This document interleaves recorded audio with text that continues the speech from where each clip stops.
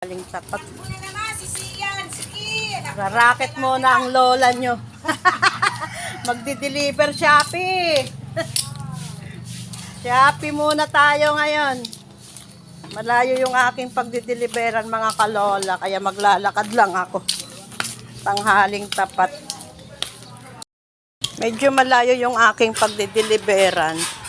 Pero pag pinasok mo yung ganitong hanap buhay, ang pagnenegosyo, kailangan matyaga ka. Lahat ng hirap, tiyagain mo. Kasi pag may tiyaga, meron kang mailalaga, ika nga, o diba? Di naman ganong kainitan ang araw ngayon mga kalola. Kaya okay lang na maglakad. At syempre para makabenta rin kasi pag kilala na tayo, makakaano na tayo. Pag kilala na tayo sa ganitong mga kalola, mag-online ng mga panindang pagkain o kahit na ano. Kahit pa paano makakapag-deliver ka na rin, makakabenta ka o diba? Ang layo ng aking pagdideliveran. Lakad-lakad lang. O diba? Buhay delivery tayo ngayon mga kalola. Ang hanap buhay na pwede nating pagtiyagaan. Ang pagtitinda ng kung ano-ano kasabay ng aking pagtitinda ng aking raffle ticket. O diba? Nakikita nyo yung puro kabukiran na yung aking dinadaanan. Kabukiran, halamanan. Ito, at medyo hinihingal-hingal na ako mga kalola. Pero lakad pa rin ang lakad hanggang dun sa medyo malayo-layo na rin yung aking narating. O diba? Ay nako, buhay delivery nga naman. Kaya hanga ako dun sa mga ang hanap buhay ganitong nagdi-deliver. Pero alam nyo ba mga kalola, may pangarap din naman ako. Sana swertihin ako dito sa aking pagtitinda ng raffle ticket. Alam nyo ba kung bakit mga kalola? Kasi, pala kong bumili ng e-bike. Yung usong-uso ngayon na e-bike. 3 lang ang gulong kasi hindi ako marunong magbisikleta. Pero pag 3 ang gulong, kayang-kaya ko yan. Yung katulad ng dati, nagsa-sidecar ako. Nagtitinda ako ng kung ano-ano. Naka-sidecar lang ako. Kaya yun aking pangarap na maipundar. Tingnan nyo naman yung lugar ng pupuntahan ko. Di ba ang ganda? Ang ganda ng view! O, diba, Maricel? Maricel ng aking kapartner. O. Ang ganda. Ulit-ulit kong pinupuntahan ito, pero gandang-ganda ako kasi malalaki na yung mga palay, mga kalola, o. Doon ako galing, doon sa na yun, maraming puno ng mangga. Parang umikot lang ako. Ganun lang yung ganun lang yung aking nilalakaran pag nagde-deliver dito sa aking suki. Suki sa aking mga paninda at syempre, agent ko rin siya sa ticket. Ayan pwedeng sumigaw dito. Ang ganda talaga. Ayan Maricel! Ito na yung order mo!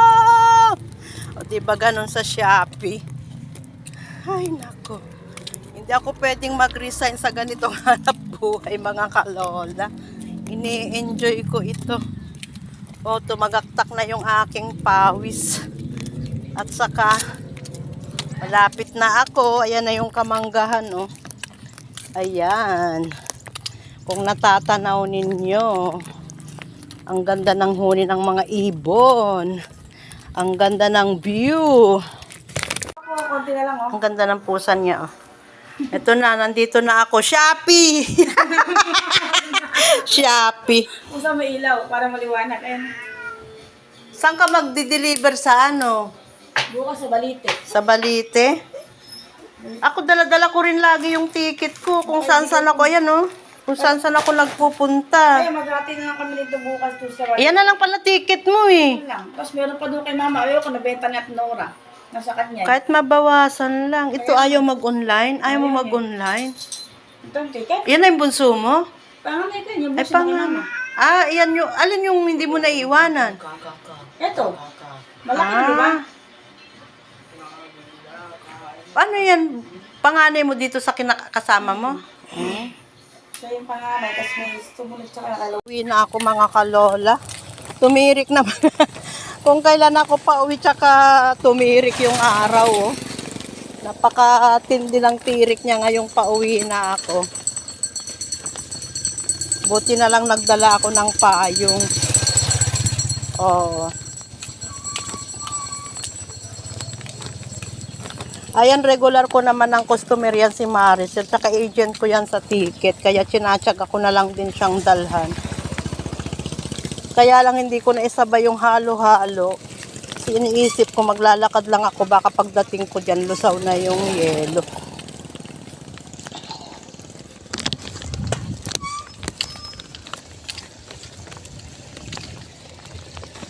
Dito pala sa karsada na to hindi makapagsalubong yung tricycle tsaka sasakyan. Ayan.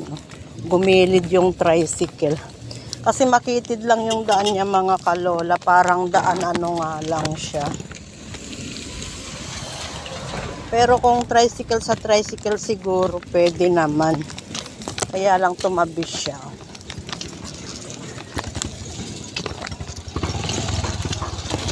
Dito lang yan sa Nyugan, Malolos, Bulacan. Ano to, kalapit barangay namin. Kasi kami bangkal. Doon kami mga kalola, ayun oh. Yung maraming punong natatanaw doon. Kasi parang umiikot lang siya dyan pag ganyan oh. Paikot lang yung daan niya, pabalik na ganyan. Ayun yung tore na yun.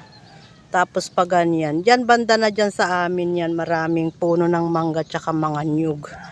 Ayun.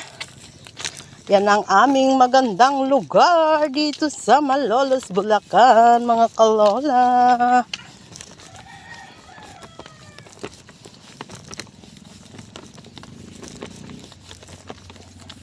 Yan mga kalola, ang daming kuhol sa palay.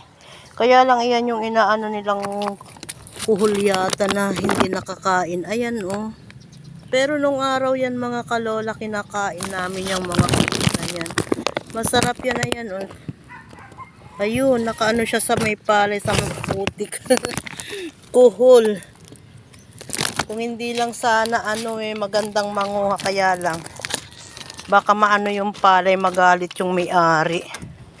Ayan oh, ang dami. Masarap din sana yan gawing bopis na kuhol o kaya ginataang kuhol. Ito namang halaman na ito yung tawag namin dito, elepante. Gamot daw yan sa may ubo din mga bata na hindi hiyang sa mga synthetic na gamot. Pwedeng-pwede yan. O diba? Habang naglalakad ako, marami akong napapansin. Nalilibang lang kaya hindi ko maramdaman yung pagod, yung init. Ayan o, Barangay Nyugan Outpost. Ito, halamanan naman na ito. Yung mga, nung araw, nung bagong lipat kami dito, bukid pa yung mga yan. Ngayon, ginawa ng halamanan. Kaya yung mga may-ari, magaganda na yung mga bahay. Oh. Pinagpalit nila yung taniman ng palay sa mga halaman na nabibenta. Kasi nung di ba nauso yung plantito-plantita, mahal ang mga halaman. So ayan lang, ang dami kong na-share sa inyo mga kalola sa aking paglalakad-lakad, sa aking pagdi-deliver. Maraming salamat. Hanggang sa muli mga kalola. Thank you for watching. Bye-bye.